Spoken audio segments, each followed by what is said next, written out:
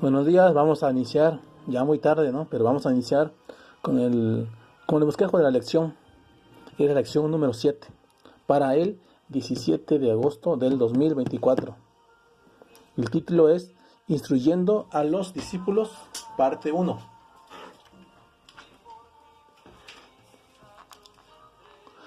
El versículo es Marcos 8:34.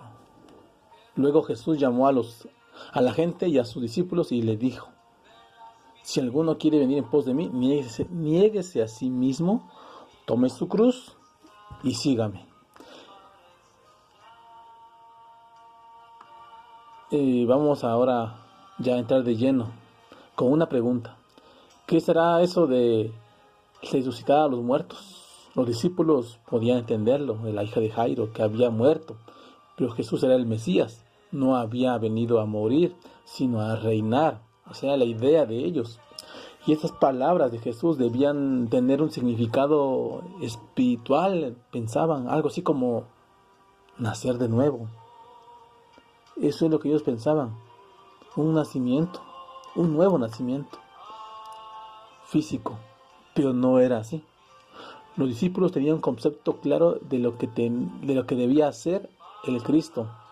Eso hacía difícil para Jesús explicarles que eso no era así, que su misión era distinta, que no había venido a instituir un reino terrenal, que el cambio a la gloria tenía que pasar por la cruz.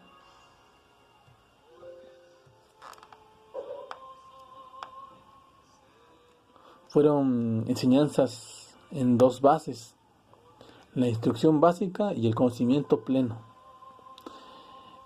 Marcos 8:24 dice: el hombre alzó los ojos y dijo: veo gente, parecen árboles que caminan.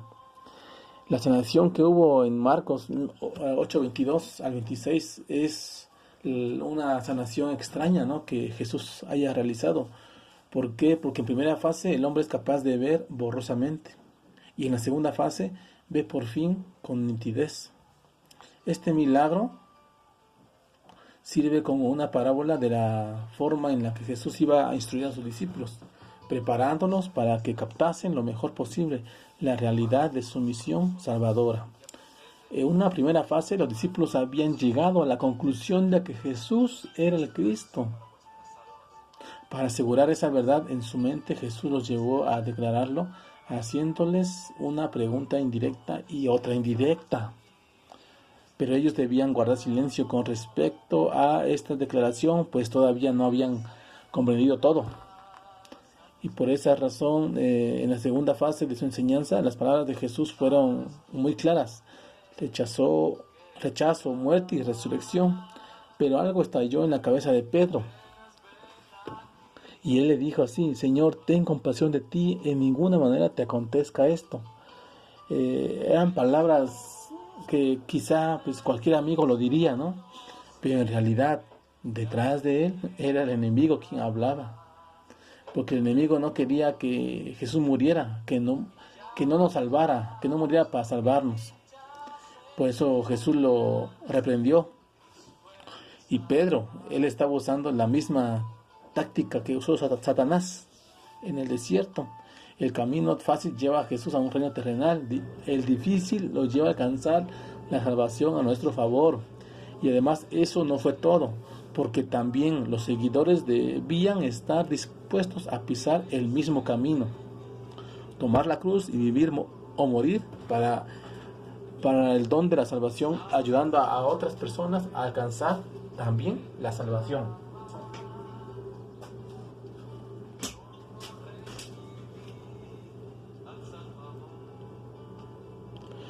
Jesús vino también para instruirnos, para enseñarnos acerca del futuro reino y del presente. Marcos 9:4 dice: y les apareció Elías con Moisés, que hablaban con Jesús.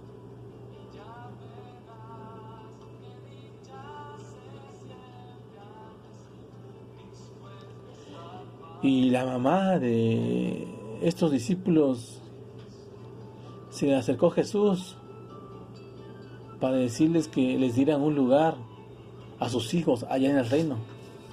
Y esto fue porque los discípulos Entre ellos discutían que quién tenía que ser el mayor en el reino. Marcos 9:35 dice: entonces Jesús se sentó, llamó a los 12 y les dijo: si alguno quiere ser el primero, que sea el último de todos y el servidor de todos. Jesús comienza su camino de descenso a Jerusalén desde Cesarea, haciendo un alto en Capernaum. Aprovecha el tramo para instruir y preparar a sus discípulos, pero ellos, lejos de comprender lo que Jesús les quería enseñar, disputaban que quién sería el mayor cuando Jesús se proclamara rey. Y todos pensaban, o todos querían ser el mayor. Tomando a un niño, significó la grandeza en el reino y los comparó con un niño. Y él dijo: los primeros son los últimos y el mayor es el siervo. El más pequeño y humilde ha de ser tratado como si fuese Jesús mismo.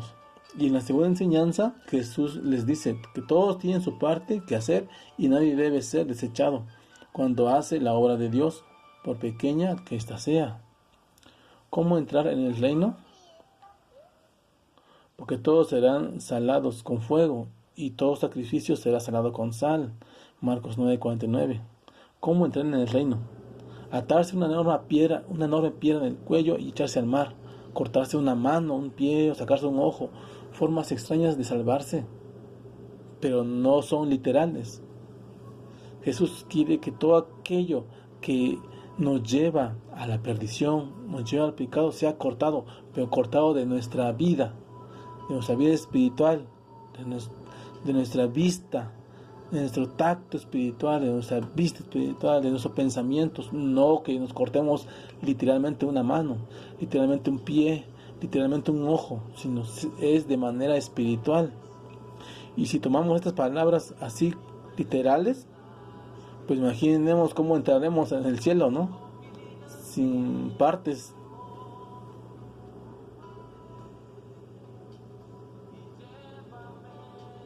La enseñanza que se desprende de esta exageración es evidente. El pecado es tan terrible que debes huir de él inmediato. Abandonar el pecado es duro y cuesta sacrificio, pero el resultado vale la pena. ¿Por qué? Porque el resultado de abandonar el pecado es que nos trae paz.